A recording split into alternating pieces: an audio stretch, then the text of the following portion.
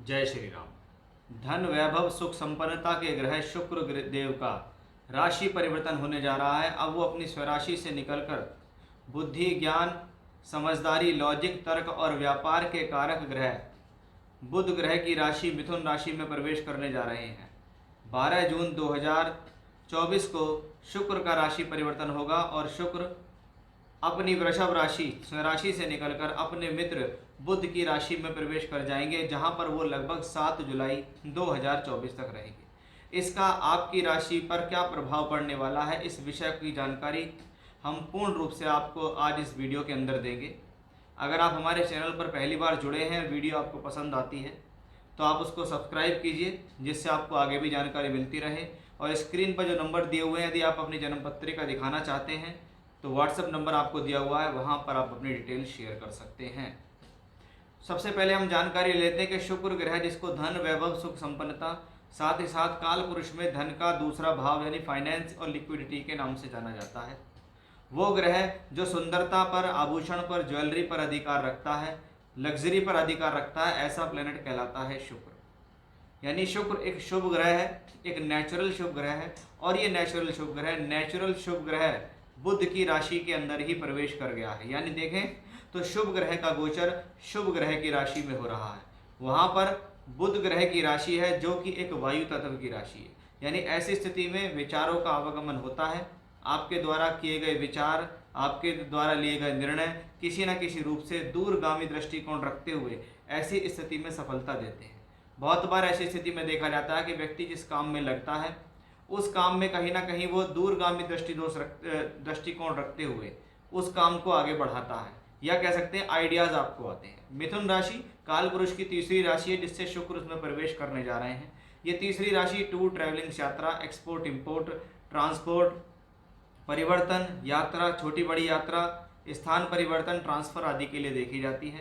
यानी शुक्र का इन चीज़ों से संबंध बन रहा है। यानी किसी न किसी तरीके से आने वाले समय में धन की स्थिति का बढ़ना इन सब चीज़ों से जुड़कर दिखाई देता है। ऐसी स्थिति में जब शुक्र बुध की राशि में जाते हैं तो ये दोनों ही शुभ ग्रह हैं, इसलिए शुक्र ग्रह का यहाँ बल बढ़ता है।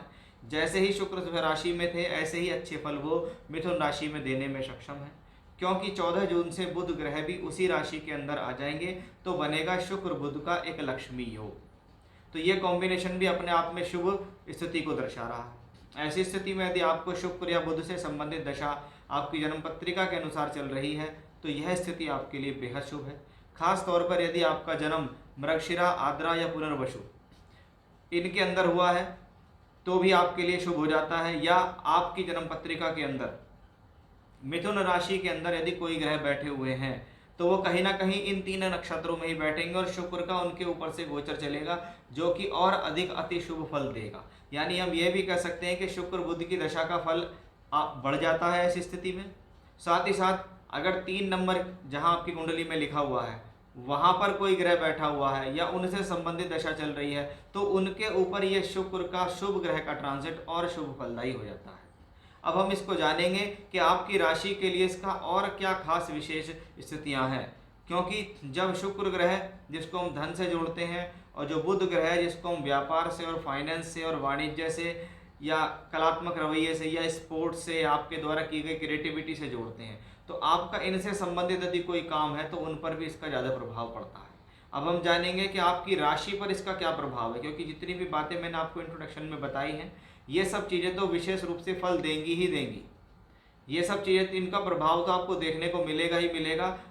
अब आपकी राशि पर देखेंगे कि जब शुक्र जैसा शुभ ग्रह बुध जैसे ग्रह की राशि में प्रवेश करता है तो क्या विशेष होता है आपके लिए, इसको विस्तार से जानने की कोशिश करेंगे। देखते हैं कि कर्क राशि के जातकों पर इस गोचर का क्या प्रभाव पड़ेगा।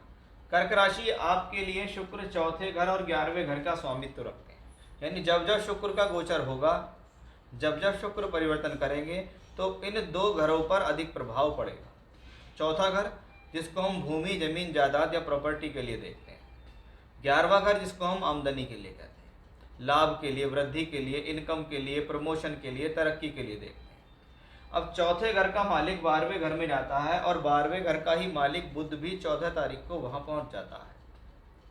यानी आप देखें तो 12वें घर में शुक्र पहुंचे और उसके 2 दिन बाद ही बुध का गोचर भी वहां हो गया। अब बुध का गोचर होगा तो दोनों ग्रह 12वें घर में गए, तो चौथे घर का मालिक अगर 12वें घर में हो तो कहा जाता है इस दौरान आपको किसी कार्य विशेष के लिए घर से कहीं दूर जाना पड़ सकता है, किसी प्रकार की यात्रा हो सकती है, यात्रा पर पैसा खर्च हो सकता है। वहीं चौथा घर भूमि जमीन जायदाद प्रॉपर्टी और सुख साधन का है। शुक्र को सुख साधन का कारक भी कहा जाता है। तो ऐसी स्थिति में क्या होता है, आप किसी प्रॉपर्टी पे पैसा खर्च कर सकते हैं, किसी यात्रा पर पैसा खर्च करेंगे, कोई लग्जरी लेने के लिए पैसा खर्च करेंगे, घर के लिए अंदर कोई लग्जरी आइटम्स खरीद के लाएंगे, उसके लिए पैसा खर्च करने का योग बनता है।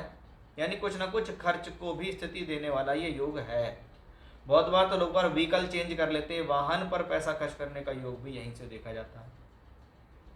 चौथे घर का मालिक 12वें घर में है, तो जिन लोगों का काम टूर ट्रैवलिंग्स का है, एक्सपोर्ट इंपोर्ट का है, फॉरेन से जुड़ के काम है, विदेश से फॉरेन लैंड से संबंधित काम करते हैं, उनसे संबंधित कोई लाभ प्राप्त करना चाहते हैं, तो ये शुक्र वो फल देने में सक्षम है, क्योंकि ये लाभ का मालिक भी 12वें घर में गया, यानी सोर्स ऑफ इनकम का भाव भी कहलाता है एकादश भाव। तो लाभ प्राप्ति के लिए, सोर्स ऑफ इनकम के लिए, किसी प्रकार की तरक्की के लिए, प्रमोशंस के लिए आपको बाहर जाना पड़ेगा, यानी यात्रा करनी पड़ेगी। बहुत बार इसको हम जॉब चेंज का कॉम्बिनेशन भी कहते हैं, कि जो लोग नौकरी बदलने का प्रयास कर रहे हैं और वो चाहते हैं हम कहीं नौकरी घर से दूर मिल जाए, विदेश में जाके मिल जाए या बाहर जाकर मिल जाए, तो भी ये कॉम्बिनेशन लागू होता है कि लाभ के लिए या कुछ कमाने के लिए या कुछ तरक्की के लिए आपको किसी न किसी प्रकार से धन की स्थिति को सुधारने के लिए आपको कहीं बाहर से तो जुड़ना पड़ेगा। और अगर ऐसे समय में, इस समय काल में कोई भी ऐसा साधन बने जहाँ पे आपको लगे कि आपके पास वो ऑफर चल के आ रहा है, या आपको कोई कि आप वहाँ से उड़ के काम कर लो, तो आप उस यात्रा को नेगलेक्ट ना करें, उसे डिले ना करें, उसमें तुरंत एक्शन लें, क्योंकि वहाँ से आपको सोर्स ऑफ इनकम मिलेगा, वहाँ से आपको जीवन में कुछ नया करने को मिलेगा। परिवर्तनशील है ये दशा, और परिवर्तनशील होकर लाभ देने का योग है वो भी हमें यहीं से दिखाई देता है।